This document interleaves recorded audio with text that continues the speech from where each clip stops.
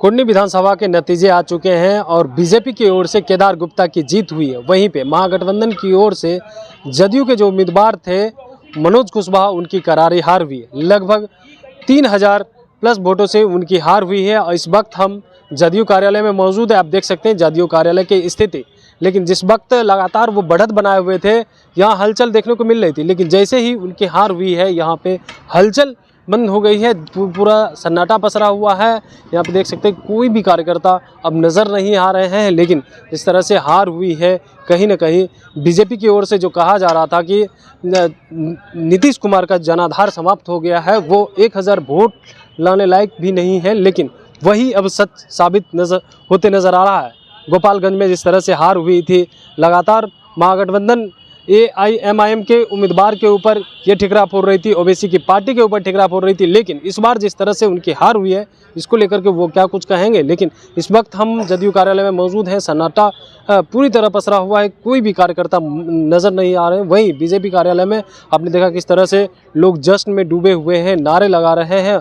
और वहीं पर सम्राट चौधरी ये कहते नज़र आ रहे थे कि अपने पिछली बार भी देखा, जब चुनाव के दौरान प्रचार की प्रक्रिया चल रही थी, तो उस टाइम उन्होंने कहा था कि नीतीश कुमार जाएंगे तो हमारा वहाँ पे जीत का जो है वो दोगुना हो जाएगा। यानी मत की जो अंतर है, पहले तो कम थी लेकिन अब दोगुना हो जाएंगे। लेकिन जीत आखिरकार बीजेपी के उम्मीदवार केदार गुप्ता की हुई है। और देख सकते हैं किस तरह से यहाँ पे सन्नाटा पसरा हुआ है और कोई भी कार्यकर्ता नज़र नहीं आ रहे, कोई लोग भी नहीं है। ताकि जिस तरह से वो लगातार दावे कर रहे थे, वो जब राउंड चल रहा था 20वें राउंड से उनकी स्थिति धीरे धीरे बीजेपी बढ़ती गई। लेकिन 9वें राउंड तक बीजेपी आगे रही। 9वें राउंड के बाद लगातार जदयू बढ़त बनाई हुई थी। उसके बाद बीजेपी के जो उम्मीदवार थे वो पीछे चल रहे थे। 20वें राउंड पहुँचते ही ये बदलता नज़र आया और आखिरकार बीजेपी के उम्मीदवार केदार गुप्ता की जीत सुनिश्चित हो गई है। अब औपचारिक घोषणा बाकी रह गई है।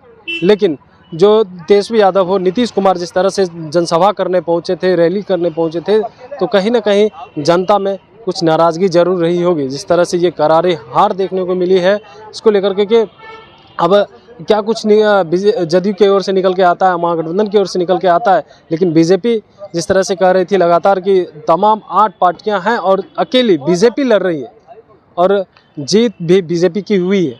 अब देखने वाली बात यह है कि जिस तरह से जीत हुई है, जदयू क्या कुछ कहती है इसको लेकर के। लेकिन जनाधार की जहां तक बात रही है, बीजेपी ये कहते रही है कि नीतीश कुमार का जनाधार समाप्त हो चुकी है।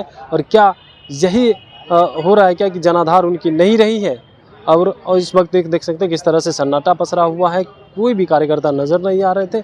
लेकिन कुछ क्षण पहले आपने देखा कि कार्यकर्ता यहाँ पहुँचने लगे थे और धीरे धीरे तैयारी कर रहे थे। कहीं ना कहीं राउंड जिस तरह से जदयू बढ़ रही थी और आखिरकार जदयू कि 20वें राउंड के बाद जिस तरह से वो बीजेपी बढ़त बनाने लगी और करारी हार देखने को मिली, तो आपने देखा किस तरह से जो है यहाँ पे सन्नाटा पसरा हुआ है और कोई भी कार्यकर्ता नजर नहीं आ रहे हैं। कमलेश कुमार, देशवा न्यूज, पटना।